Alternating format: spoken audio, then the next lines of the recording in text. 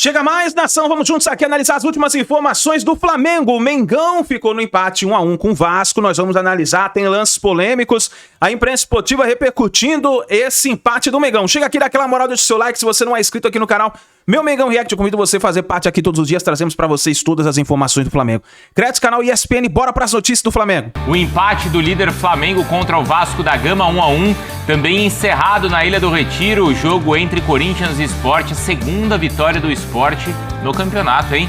Tinha vencido o Grêmio no Sul e agora consegue vencer o Corinthians, então, em seu estádio.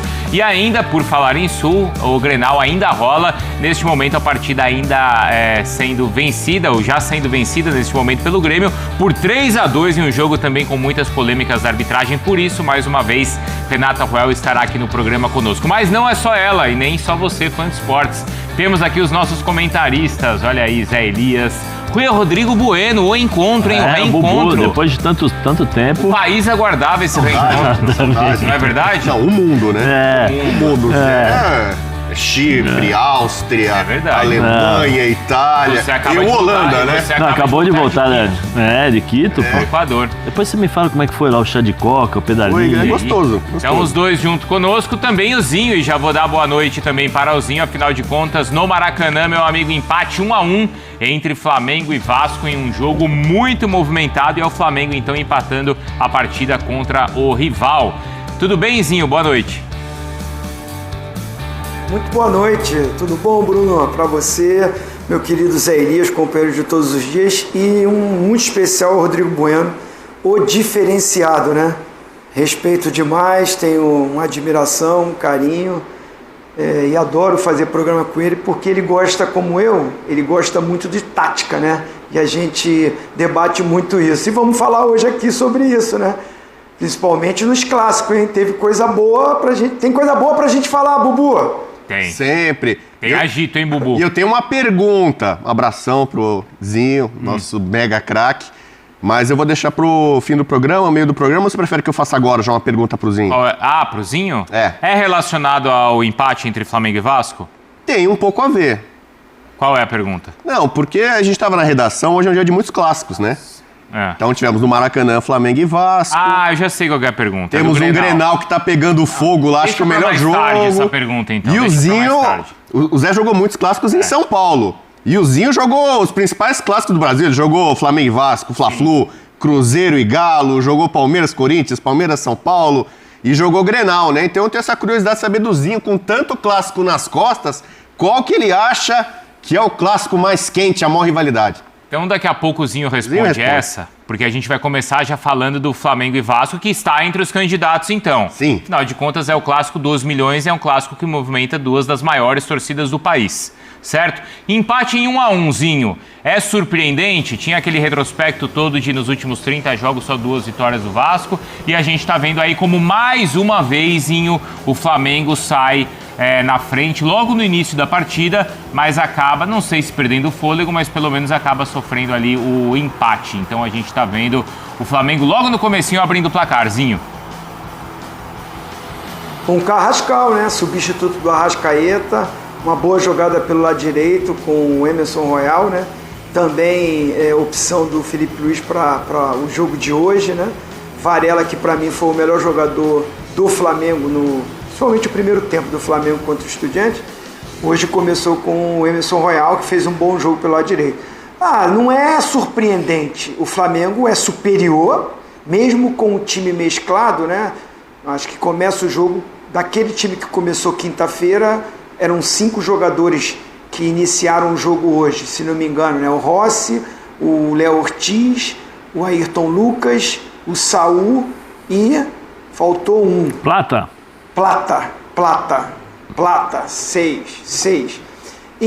Mas o elenco do Flamengo é para isso, né? É para ele rodar esse elenco, e o Flamengo superior começou melhor, propondo o jogo, como sempre faz o Flamengo. O Vasco, dentro da sua característica, sabendo que é inferior, tinha que baixar as linhas, marcar muito, como tentou fazer. O Flamengo abre o placar, metade do primeiro tempo em diante, o Vasco equilibra o jogo. Aí o Vasco sai para o jogo até perdendo de 1-0, começa a ter as suas chances. Não é que o Flamengo perdeu o fôlego, acho que o Vasco melhora no jogo. com a sua equipe titular em campo, né? Só não estava o Piton, lateral esquerdo, né? O Puma Rodrigues estava improvisado, mas muito com o atleta que faz o gol do Vasco, que é o Ryan, que para mim é aquele jogador ofensivamente que produz, que tem velocidade, que tem 1 contra 1, é a juventude, não vive o melhor momento o Verratti, então acho que o Ryan é aquela peça ofensiva que funciona, né? Ele melhora no jogo, aí o Felipe Coutinho entra no jogo, o Vasco equilibra. Mas o segundo tempo foi novamente o Flamengo em cima, o Flamengo com posse de bola, o Flamengo criando muitas chances, o Flamengo tendo muitas chances de gol, o Vasco ia numa transição ofensiva, num contra-ataque, tentando surpreender, mas o resultado de 1-1 é o clássico, é a rivalidade, como o Bubu me perguntou, é Flamengo e Vasco. Mesmo achando que o Flamengo foi superior. Se tivesse ter um vencedor no jogo de hoje, acho que o Flamengo criou mais, teve mais possibilidades. E ainda mais quando o Felipe Luiz olhou para o banco e aí trouxe a tropa toda, aí o Flamengo ainda melhora mais no jogo, ainda cria mais jogadas, tem mais chances. A gente está vendo várias chances perdidas. Teve 2 bolas na trave durante o jogo, né, do Flamengo. Mas é um resultado que foi um péssimo resultado. Acho que é um clássico, esse resultado ele é normal de acontecer. Recentemente, até pensando aí na disputa pela liderança da competição, existiu um empate entre Palmeiras e Corinthians recentemente, né, um pouquinho antes da data FIFA. Bubu, o Flamengo teve muitas chances realmente na segunda etapa. Ele deixa de vencer, deixa de conquistar 2 pontos, é isso? Vou dar boa noite agora para você. Ou não, Bruno, ou você tá com essa de que um Revelo. empatezinho no clássico tá tudo bem. Boa noite. Não, boa noite, fã de esportezinho. Eu acho que são 2 pontos perdidos. Então, E para a matemática do campeonato, significa que o Palmeiras é o líder do campeonato agora por pontos perdidos. Com esse ponto que o Flamengo conquistou, e os 2 que ele deixou de ganhar, o Palmeiras tem agora 2 pontos a menos que o Flamengo e tem 1 jogo a menos. E, convenhamos, é um jogo contra o Juventude no Allianz Parque. A tendência é que esse jogo atrasado tem um jogo contra o Santos também que está devendo. porque o Flamengo tem 1 jogo a menos em relação às outras equipes, ou ao Cruzeiro, certo? E o Palmeiras 2. Mas é muito difícil imaginar que o Palmeiras não vai ganhar um jogo contra o Juventude em casa. Então, neste momento, o Palmeiras seria o líder por pontos perdidos. Antigamente se fazia muito esse tipo de conta quando tinha pontos corridos no campeonatos estaduais, né? Então, para mim, o Flamengo deixa de ganhar 2 pontos. E eu acho que o jogo do meio de semana da Libertadores contra o Estudiantes teve um impacto grande no jogo de hoje. Se o Flamengo tivesse vencido, por exemplo, 4-0, e no primeiro tempo o Flamengo fez 2-0 rapidamente, muita gente, vai ser goleada.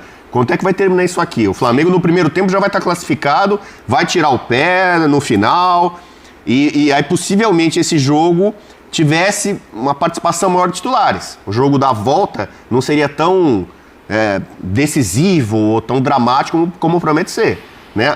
Todas as circunstâncias do jogo contra Estudiantes, a questão da arbitragem, nervosismo, tensão, o 2-1 no final, ficou um gosto meio que amargo.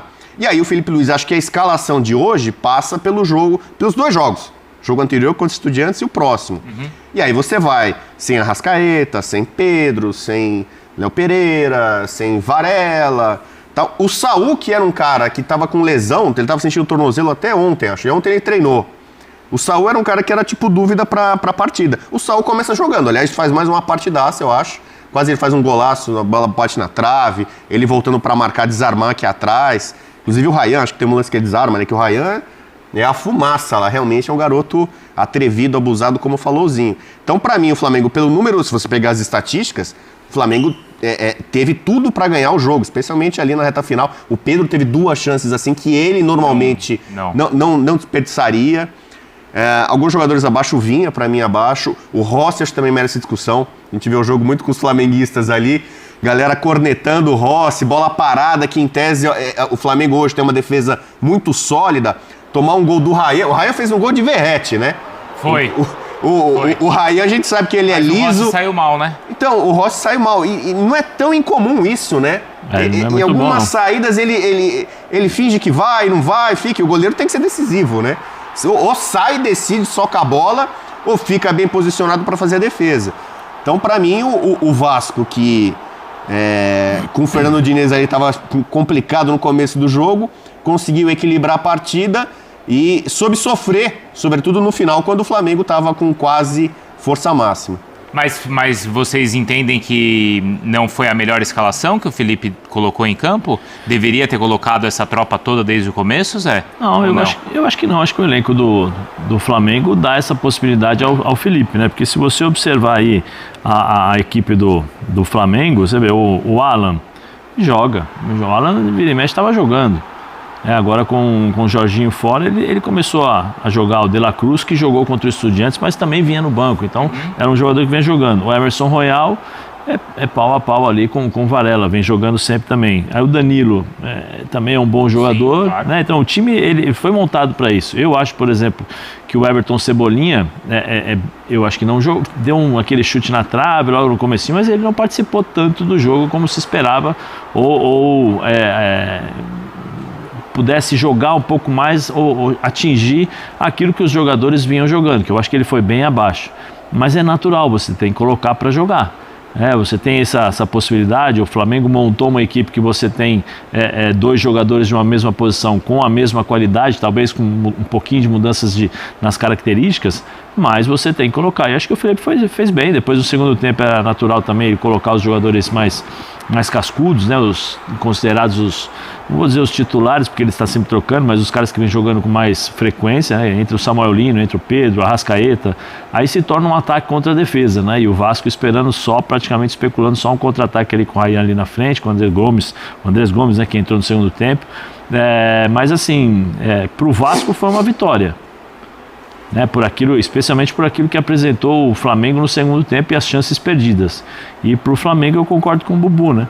Porque você analisando o que o Palmeiras vem jogando e a qualidade do jogo que o Palmeiras apresenta, é um Palmeiras com muita ênfase ali para brigar por título também com o Flamengo.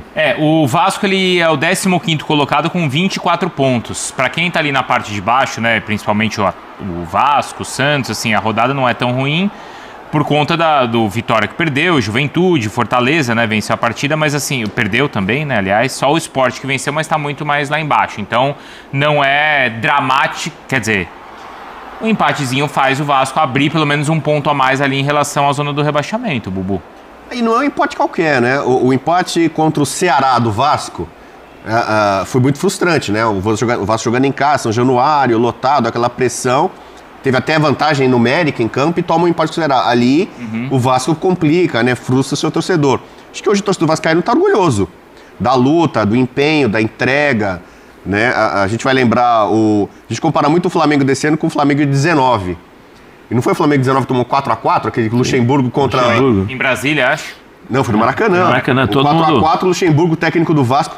Naquele momento, parar o Flamengo pro Vasco 4x4 e a forma como foi o placar, o Vascaíno saiu com um sentimento de vitória. Então. E o Vasco não tem conseguido vencer o Flamengo. Talvez o Vascaíno pode só lamentar isso, né? Se você pegar aquele recorte que todo mundo faz, os últimos 30 jogos, 32 jogos, você vai achar 2 vitórias do Vasco, né? Muito tempo sem vencer o maior rival, mas considerando a força de um e de outro hoje e o que foi o jogo, o empate ajuda na tabela, né? Dá um respirozinho.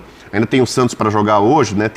A tabela pode ainda mudar um pouquinho, mas é um ponto altamente positivo para um time que tem uma certa pressão pela posição na tabela, né? Pelo Fernando Diniz às vezes não conseguir ter sucesso no Campeonato Brasileiro, né? Tá indo bem na Copa do Brasil, mas o Campeonato Brasileiro ainda com risco. Então acho que o Vascaíno pelo menos hoje dorme tranquilo, de cabeça erguida, porque segurou o líder, o grande favorito ao título.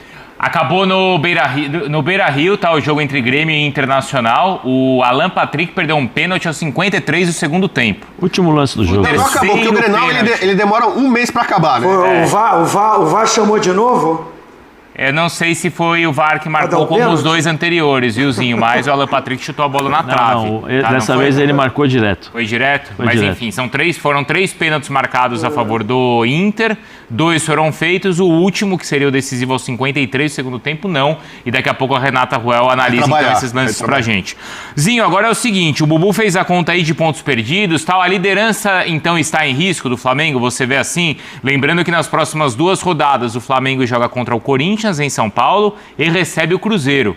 Esses são os próximos 2 jogos do Flamengo no Brasileirão. mas o Palmeiras também vai ter compromissos complicados. Assim, o campeonato é difícil para todo mundo. Eu não acho assim que a liderança está ameaçada.